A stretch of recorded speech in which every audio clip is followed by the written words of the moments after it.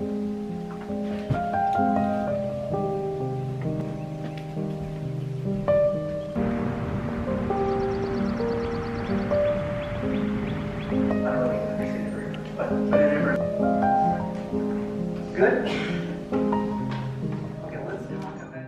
Happy start of the last full week of my fourth semester at Cornell. Wow, time has really gone by. I'm graduating exactly a year and maybe a week or so from now, which is so exciting. We have 1 week left, like I said, and then we have, I think, 2 days, and then we're done. We're entering the study for the finals phase, and then we have finals, and then we're out of here. Today is Monday. It is currently 5:40 p.m. I've been noticing recently that I've been making these to-do lists, and then I end up going into the lab and then not getting anything done because lab is taking so long, and it always does, and it's actually really fun right now, so I don't mind it. But I also feel like I'm sacrificing some very important things that I have to do every single day, like study for my finals for lab. So that being said, we're gonna finish up some figures for my lab presentation on Friday, and then we have to deep dive into chemistry preparation, anatomy preparation, things like that. Today we had the most wonderful lecture about pregnancy and anatomy. We had a guest speaker. She was a midwife, and she spoke about pregnancy and gestation and development of the fetus during gestation. It was so amazing. I felt my fingertips were tingling. I wanted to cry from joy, and then I kid you not, at the end of this lecture, all 200, 300 students of us, we all started applauding because it was just so miraculous and so amazing. And learning about pregnancy makes me so happy. I love this. This is my love. So yes, I was very happy to learn about that. And then let's get into studying. And I think I'm not going to bed early today because it is really late and I still have so much to do, so we're going to bed also really late. Well, you'll see me work until night.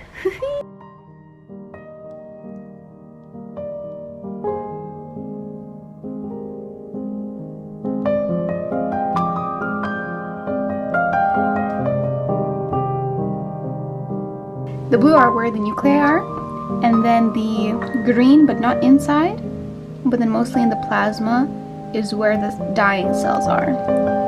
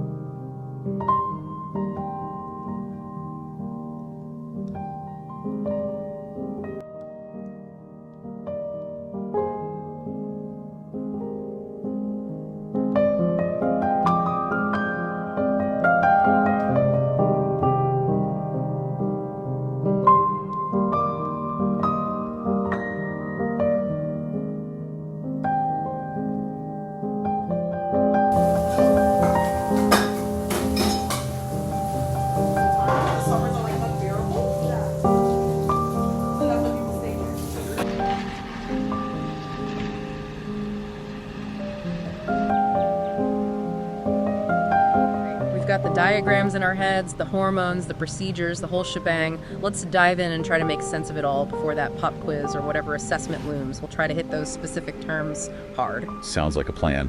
Where do we start? Lecture 1. Yeah, lecture 1.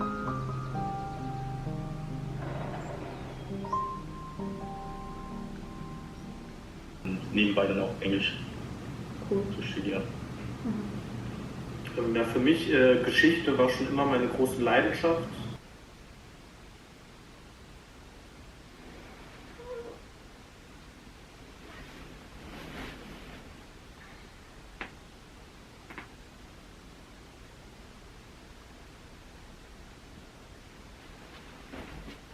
Good morning. Today is Thursday, no classes today, so I'm finally getting into studying. Yesterday I finished all of my final assignments, all of my lab work, everything for the rest of the semester, so now I just have the time to start prepping for the finals. The idea that I wasn't studying for a few days and rather just doing all these housekeeping assignments and lab work was giving me so much pressure and making me so stressed, just because I feel like when I don't study, I'm not getting enough time to do that and I won't be ready. So now we're finally diving deep into it, and I'm really happy about that actually. I've been getting a few questions around campus and outside of campus, how I study for the finals and what do I do. I'm a little hesitant to preach my study techniques just because giving study advice is like giving relationship advice. It could work in theory, but it could also not work for you. So this is just what I do. So I think of classes in terms of 3 categories. I think of the classes I'm taking, whether or not they're humanities or STEM, and then within STEM there's 2 categories. There is memorization heavy and then there's understanding heavy. So when I'm saying memorization heavy, I'm talking like biology, anatomy, biochemistry, things like that. And then understanding heavy is going to be like physics, math, chemistry, things that you can't just put on a flashcard and memorize, but you actually need to be able to apply and calculate and be able to do in various situations. For humanities, I don't want to sound full of myself, but I don't usually study for them, and I've been doing pretty well. So I think I have more of a humanities inclined brain. So when I'm sitting in the front row of a history class or an English class and I'm having a conversation with someone, whatever they say will register with me. So I don't particularly need to review or memorize or relearn, just because the first time they say it, I'm like, cool, this is very interesting, I got it. And then I'll be able to bring it up again on the exam and talk about it and write about it. So I've always been fine, and humanities classes have actually never taken up pretty much any of my time in terms of studying. They've always been like fun classes for me. For STEM memorization classes, like my anatomy course, Anki all the way. What I've been doing is I would just put the professor's slides into Anki, put image occlusion over every single word, like every single fact I need to know, and then just been running through them like a madman every single day. I find that even if you do a little bit every day, it's better than doing a lot once every few days. So I just do Anki every single day.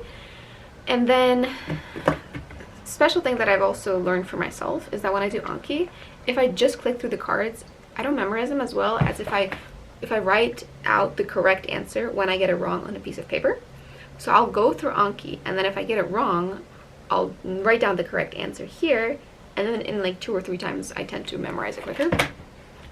For understanding-based STEM classes, which are, I think, the hardest, you can't memorize, you can't do Anki, you just have to run through everything and know what you're running through and know what you're learning and know how to apply it. So for me, this is like the toughest level of knowledge and application of knowledge. What I do is I write out my notes during class. So I follow the professor. I make sure to always go to every single lecture, because if you don't, you'll be lost. I go to lecture, I write down exactly what they say verbatim. I come back home and I rewrite these notes in a way that makes most sense for me. Sometimes I reorganize it from the way the professor did it. Sometimes I add information. Sometimes I look it up. Sometimes they write something, I'm like, wait, maybe this was wrong. Sometimes they're all wrong, and you have to correct their mistakes. And then once you make this study guide, I print it out, and then maybe a week or 2 before the exam, I will make up mnemonics, and I'll just run through all of the reactions, all of the concepts, all of the formulas myself from memory, and know them. So that's like the first basis of knowledge, like knowing all the concepts. Then I'll print out homework, free homework, practice exams, and things like that, and just run through them over and over and over again until I feel comfortable with the level of questions. Sometimes if I run out of practice, I'll ask ChatGPT to give me similar questions. But that's a little finicky. Sometimes he gives good questions, and sometimes they don't. So, up to you. But that is my study technique. Yeah.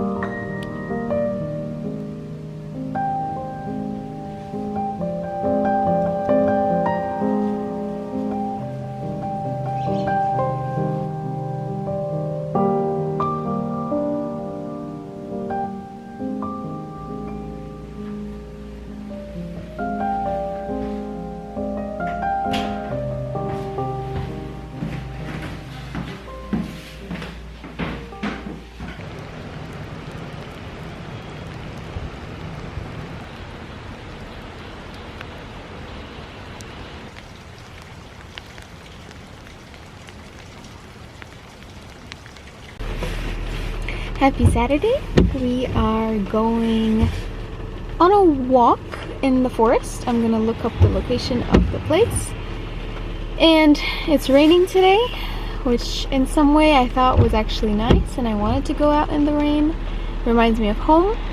So yeah, we're taking a break from studying, and then after this I'm gonna go TA for biochemistry and then continue on with my usual routine. But as of now, let's go on a little trip.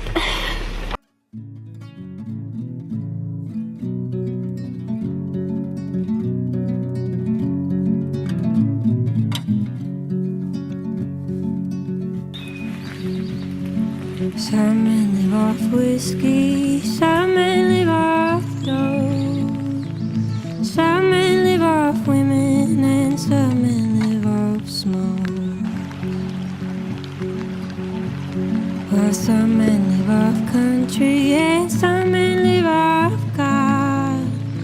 But my man don't need nothing but earth under his shoes. There's something in the water here, there's something in the trees. Oftentimes he says these foolish things to me, but still I am quite happy, still I am quite free. Some girls live off loving, I just love his company.